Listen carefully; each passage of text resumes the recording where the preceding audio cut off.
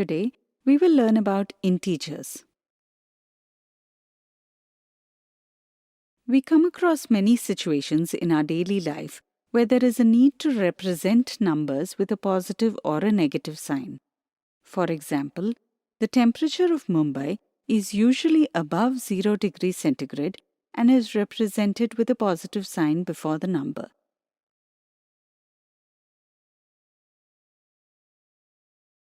During winters, do you know that the temperature of Srinagar falls below 0 degrees centigrade? This has a negative sign before the number. Similarly, in a building, the floors above the ground are shown by a positive sign, whereas the floors below the ground, like the basement, are shown by a negative sign.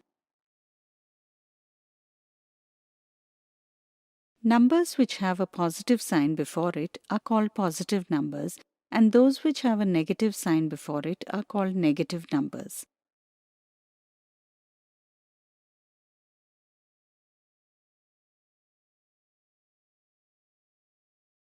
A collection of positive numbers, negative numbers, and 0 together is known as integers. In this collection, just numbers like 1, 2, 3, etc., without any sign, are said to be positive integers. Although -1, -2, -3, etc., which have a negative sign, are said to be negative integers.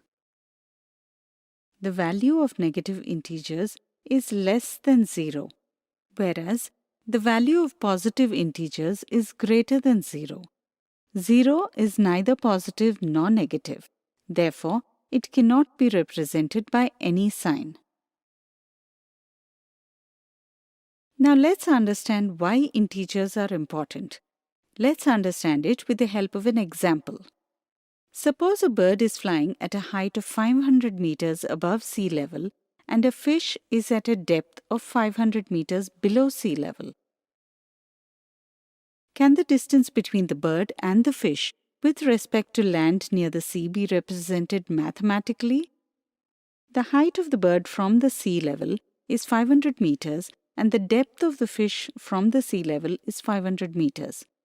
But this is an incorrect way to represent their differences because both are situated in opposite directions.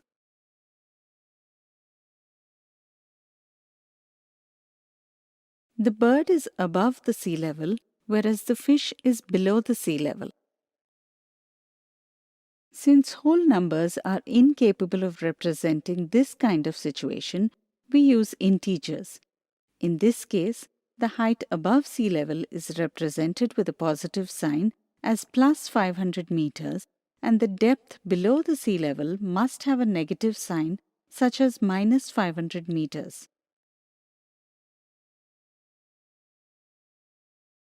It is now quite clear that plus 500 meters means 500 meters above the sea level and minus 500 means 500 meters below the sea level.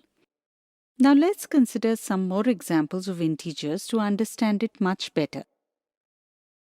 Let's suppose Rahul and Ruchika start walking in opposite directions from a point, say 0.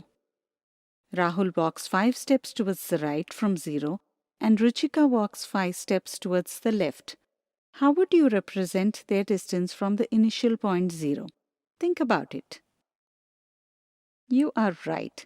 The steps towards the right are shown by a positive sign, and those towards the left are shown with a negative sign. Therefore, Rahul has taken 5 steps and Ruchika has taken minus 5 steps. Now let's suppose Harsh came to a shop with rupees 30, but he bought things for rupees 35. He pays the shopkeeper rupees 30 and keeps a debt of rupees 5.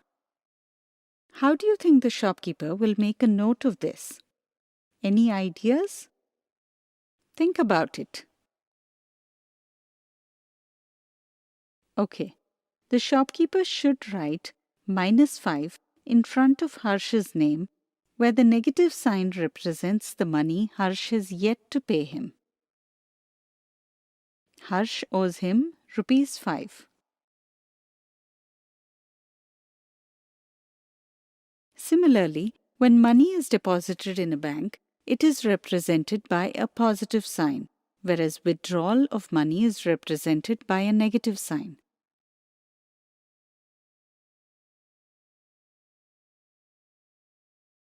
While we are discussing money, let's also talk about profit and loss. Suppose a businessman sells an article worth rupees 20 for rupees 25. His profit is rupees 5. Since his profit is rupees 5, it is represented as plus 5. But if he sells an article worth rupees 20 for rupees 15, he incurs a loss of rupees 5, which is represented as minus 5. Today, we have learnt about integers. In the next video, we will learn it in a better way with some examples.